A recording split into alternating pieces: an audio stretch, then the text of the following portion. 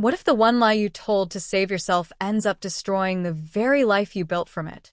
I used to believe that time could bury anything, that the past, no matter how loud it once was, eventually fades like an old photograph left in the sun too long.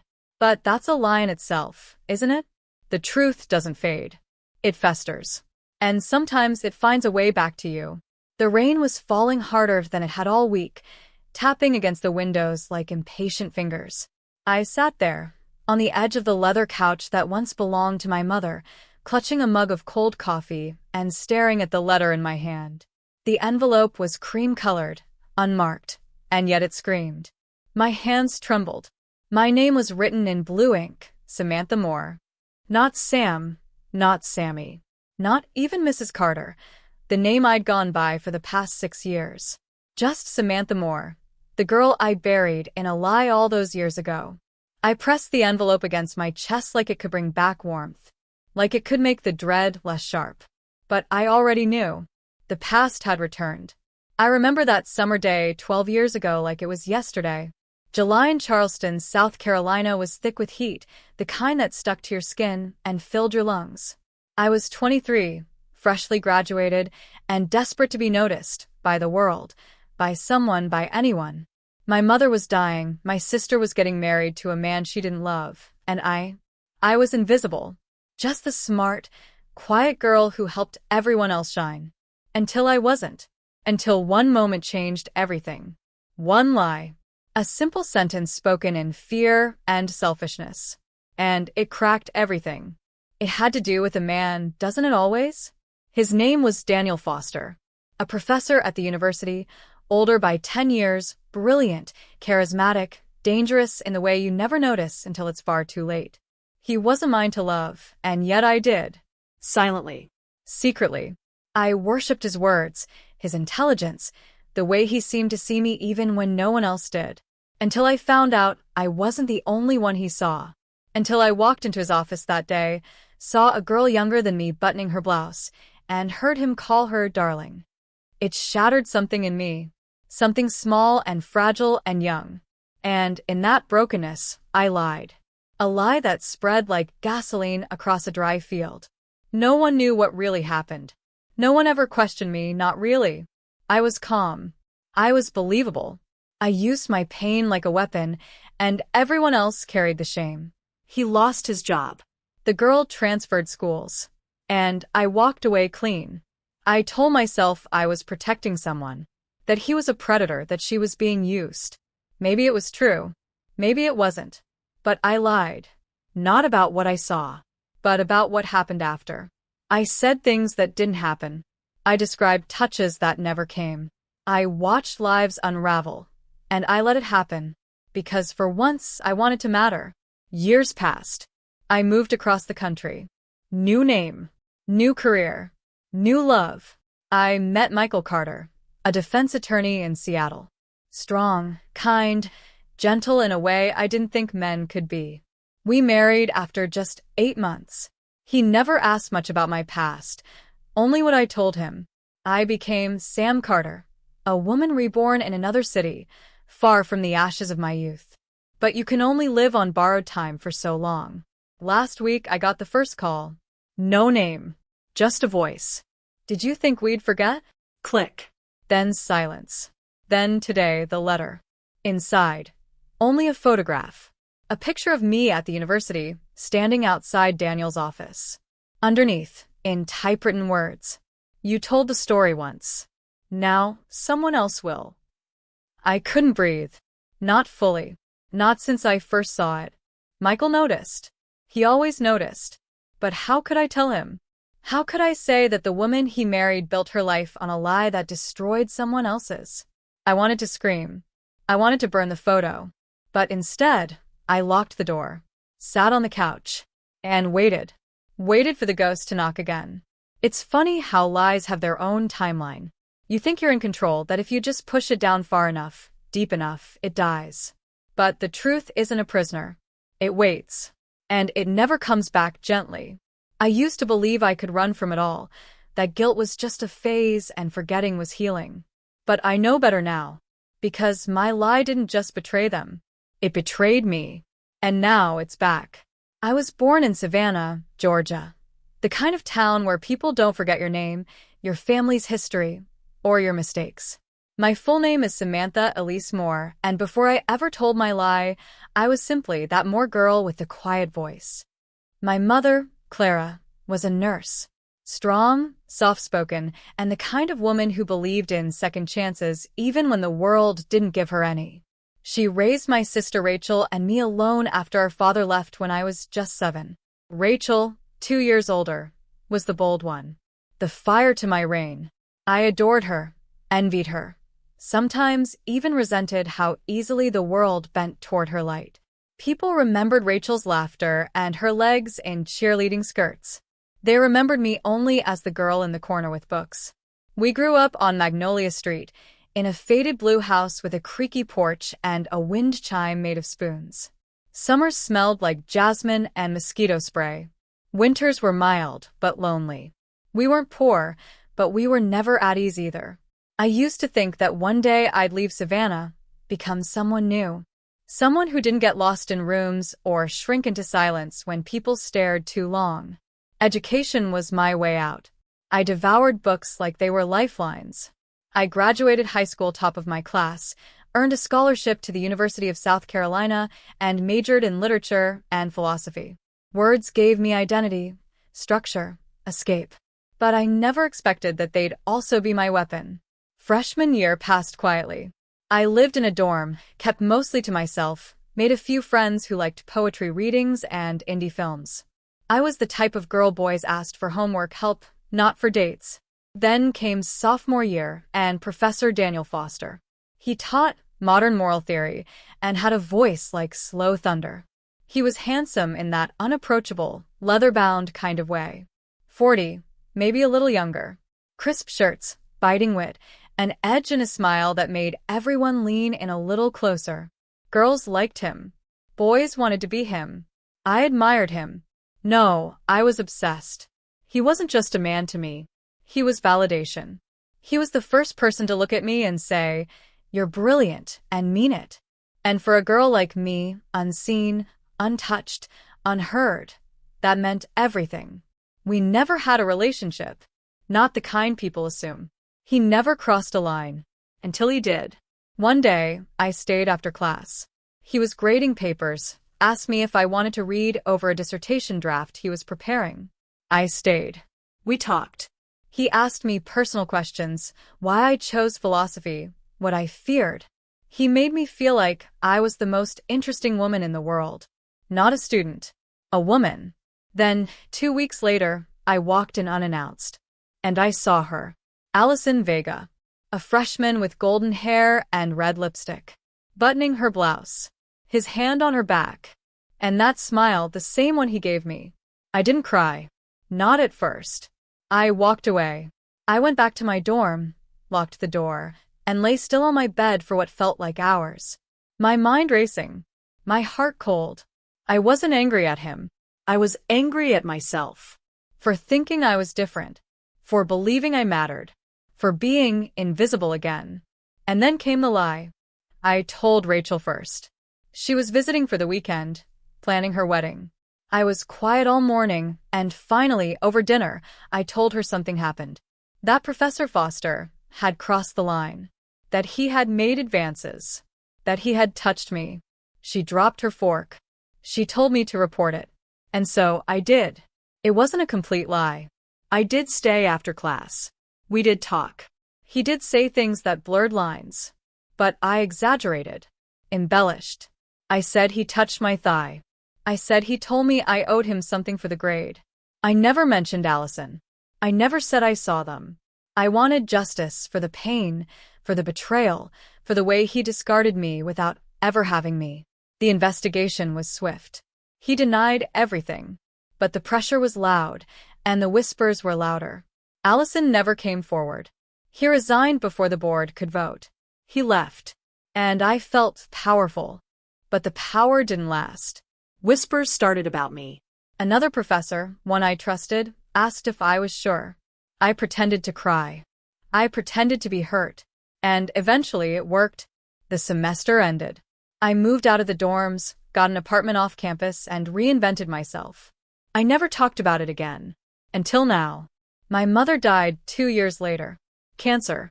She never knew about the lie. At least, I don't think she did. But on her deathbed, she whispered, "The truth always wins, Sammy. Even when it shows up late." I thought she was talking about Dad. Maybe she was. But now, it feels like she was talking about this. Rachel moved to Atlanta with her husband and 2 kids. We talk twice a month. I've never told her the full truth. She believed me. She defended me. She cried with me. And I betrayed that. I've always told myself I did the right thing. That maybe Daniel deserved it.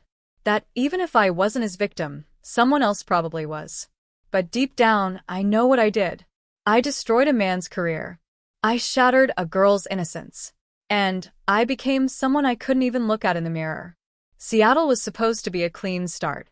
I met Michael Carter during a lecture I attended at a legal ethics conference. I wasn't even supposed to be there. A friend had invited me last minute. Michael was magnetic in a quiet way.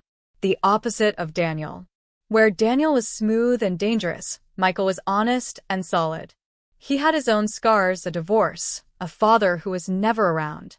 But he never lied. Not once. And he loved me with a kind of patience that made me believe I could be good again. We married in October. Rainy, golden leaf kind of day. And I've kept the lie buried ever since. Until now. Now it's back. In the form of a photo. A phone call. A threat. I don't know who sent it. It could be Daniel. It could be Allison. It could be someone else entirely. Someone who saw what I did. Someone who never believed me. Whoever it is, they've been watching. And I have everything to lose now. I'm not the girl I was at 23. I'm 35 now. I'm a wife. A stepmother to a teenage boy who looks up to me. A mentor at a local nonprofit. A woman who people trust. But inside, I'm still that girl standing outside that office door. Watching something she wasn't supposed to see. Breaking over something that was never truly hers. And I don't know if I'll survive the truth this time. Because the truth doesn't knock politely. It kicks the door in. And I think it's already inside the house. The envelope was still on the kitchen counter when Michael came home that night. He saw it. Of course he did. He always notices the things I wish he wouldn't. "What's this?" he asked casually, lifting the cream-colored paper with a photo still inside. I snatched it from his hand faster than I meant to. Just junk mail. Someone trying to sell me some college alumni crap. His brows lifted slightly. That's a pretty heavy reaction for junk. I forced a laugh, too bright. I've just had a long day. Sorry. He nodded slowly, watching me like he could see the crack behind my smile. I waited until he went upstairs to shower, then locked myself in the laundry room and finally allowed the panic to take shape. I clutched the edges of the washer and bent forward, breathing like I had run miles. I wanted to scream. I wanted to confess. I wanted someone to tell me what to do to fix it, but I couldn't undo a decade-old lie. And I couldn't let him know. Because if Michael knew what I'd done, if he really knew, he wouldn't just leave. He'd look at me like I was the enemy. The way Daniel must have. The way Allison probably still does. That night, I barely slept. I kept replaying every possible scenario. What if someone had recorded something back then? What if Allison had finally decided to speak? What if someone was blackmailing me? What if Daniel had returned? What if? I checked my email obsessively. Nothing. No sender. No threat. Just that one picture. That one sentence. "You told the story once. Now someone else will." 3 days later, another envelope arrived. This time, no photo. Just a single sheet of paper. Typed words, again. "You stole her voice. Let's see how you like being silent." There was no return address. No fingerprints that I could tell. No smudge of ink. Just cold, sharp certainty. Whoever was sending these wasn't rushing. They were toying with me. Setting the stage. I started seeing ghosts. At the grocery store, I thought I saw Allison, her hair shorter, darker. But when I blinked, the woman was gone. At the nonprofit, I received a voicemail from an interested donor who only breathed into the phone before hanging up. In my dreams, Daniel's voice whispered questions I couldn't answer. The past wasn't just haunting me. It was hunting me. I considered confessing to Rachel. She was the only one who knew the original lie, the only one who would understand how deeply it had rooted into my bones. I texted her. Do you remember Daniel Foster? 3 minutes later, she called. Why are you asking me that? I hesitated. Something reminded me of him. Her voice dropped. Are you okay? And I did what I've always done best. I lied. I'm fine. Just had a weird dream. She sighed. Sam, you sure? Yeah. I'm good. But I wasn't. Because now I was being followed. It started one night when I left work late. The street was empty except for a black sedan parked near the curb. Its engine was running. The windows were tinted. As I passed, it didn't move. But when I turned the corner and glanced back, it was gone. The next day, I saw the same car parked across the street from our house. Michael didn't notice. But I did. And I knew. Someone was watching. Panic clung to me like a second skin. I started double-locking the doors. Turning off my phone before bed. Sleeping with a kitchen knife under the pillow.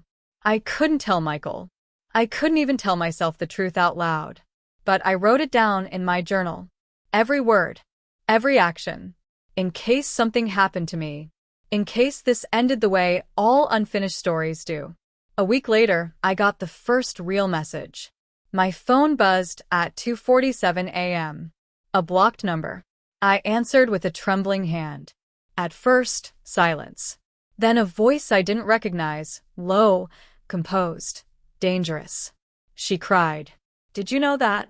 She cried for days. Then the call ended. I couldn't breathe. I dropped the phone and curled up on the cold bathroom tile like a child, whispering apologies into the dark. Because I knew exactly who she was. Allison. Guilt is like water.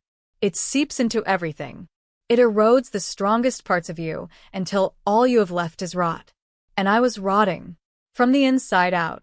The next morning, I went to work like normal. I helped a mother find housing after she escaped an abusive relationship. I sat in a donor meeting and spoke about the power of second chances. And all the while, my mouth smiled while my heart screamed. The lie was no longer mine to control. Someone else had picked it up. And now, they were shaping it into something even more terrifying. That night, I sat across from Michael at dinner, nodding through a story about a difficult court case. I must have nodded too much because he stopped mid-sentence and said, "You're somewhere else." I blinked. What? You haven't touched your food. You've barely said a word. I forced another smile. Just tired. He leaned forward. Sam, are you really okay? And for the first time in years, I nearly told the truth. I opened my mouth. But then the doorbell rang. Michael went to answer it. I followed. But when he opened the door, no one was there. Only a small black box sitting on the porch. He bent down, confused. What the hell is this? He lifted the lid. Inside was a USB drive and a note that simply read, "Play me. Alone." My blood froze. Michael looked at me. Do you know what this is? I shook my head too fast. No. Probably some prank. He held up the drive. Should I play it? I grabbed it from his hand. No. I'll deal with it. He frowned. Sam, I said I'll handle it. My voice came out sharper than I meant. He stared at me for a moment, then nodded slowly and went back inside. I stood there on the porch, the black box still in my hands, the drive inside like a ticking bomb. And I knew the countdown had begun. I waited until Michael was asleep. I could hear his breathing, slow, steady from the bedroom. I sat alone in the home office, the desk lamp flickering as if it too was nervous. My fingers trembled as I plugged the USB into my laptop. My heart pounded so loudly I was afraid it would wake the whole house. The folder opened. One single video file. Titled, "The Truth You Buried." I hovered over the play button. Then I clicked. The screen flickered, then showed a grainy, handheld video. It had clearly been recorded secretly. It was a classroom. I recognized it immediately, college lecture hall, senior year. And I recognized myself. 22-year-old Samantha. Back then, I was louder, bolder, and disturbingly smug. I was sitting in the front row with Rachel, whispering and laughing. The camera zoomed in just as I leaned toward her and said the very thing I had worked so hard to forget. He thinks I like him. That Daniel guy? I just said it so he'd do my paper. Loser actually believed it. Rachel had laughed, uncomfortably. Sam. I shrugged. Whatever. These guys fall for anything if you smile hard enough. The video ended there. But it was enough. Enough to collapse everything I'd built on top of that one vicious moment. I sat frozen, eyes wide, heart shattered, a pain blooming in my chest that no apology could ever cure. It wasn't just the lie. It was the casual cruelty. The way I had used someone made them feel something, only to discard it like trash. I didn't even remember being that awful. But there it was. Recorded, preserved, weaponized. And now, delivered back to me. There was a second file on the USB. An audio recording. I clicked it. A woman's voice. Calm. Controlled. Familiar. Allison, I whispered. You lied. And I stayed quiet. Not for you, but for Daniel. He never wanted to make it worse. Even after you humiliated him, even after he left school, he never wanted revenge. But me? I never forgot. You didn't just break his heart, Sam. You shattered his belief in people. I watched him question every relationship after that. Do you know what it's like to see someone you love dissolve from the inside out? You moved on. Got your perfect husband. Your picture-perfect career. While we swept up the pieces you left behind. This isn't about ruining your life. It's about reminding you that you don't own the narrative anymore. You told your story. Now it's my turn. The audio ended. And I cried. Not soft, graceful tears, but guttural, ugly sobs that came from a place so deep I didn't know it existed. I cried for Daniel, for Allison, for the girl I used to be, and for the woman I had become, built entirely on denial and silence. The next morning, I did what I should have done years ago. I told Michael everything. We sat in the living room, his coffee untouched. He listened. Didn't interrupt. Not once. And when I was done, he just said, "Why didn't you ever tell me?" I shook my head. Because I didn't want you to see who I used to be. He looked at me, not angry, not disgusted. Just human. Sam, we've all done things we regret. But this isn't about guilt. It's about accountability. I swallowed hard. So, what now? He reached for my hand. That depends on what you're going to do. I didn't go to work that day. Instead, I sat at my desk and wrote.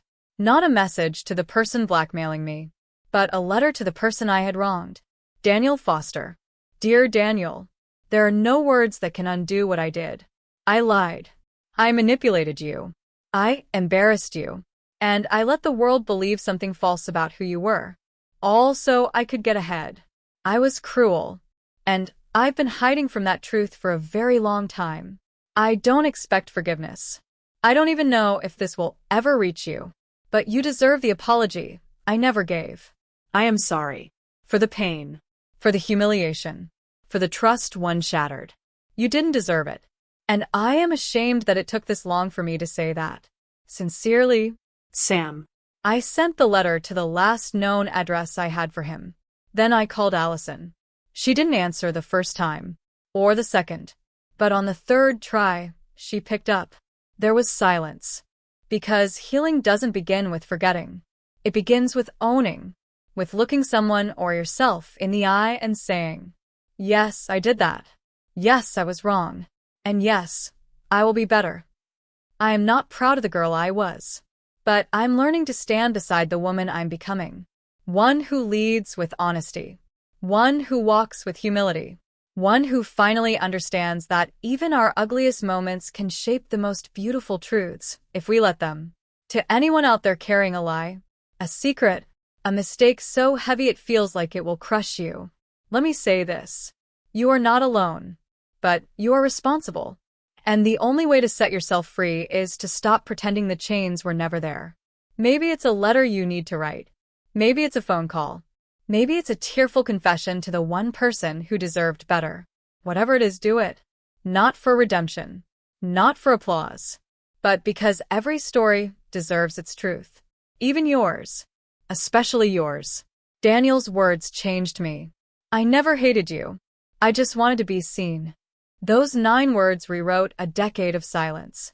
And in seeing him, really seeing him, I finally began to see myself.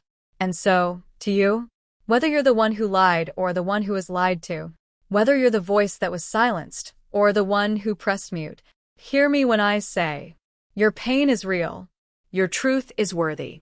and your healing is possible. But it starts with one choice. To stop running. Because when your lies finally come back, and they will, what will they find? A broken shell of who you were? Or a braver, humbler, kinder version of who you've become?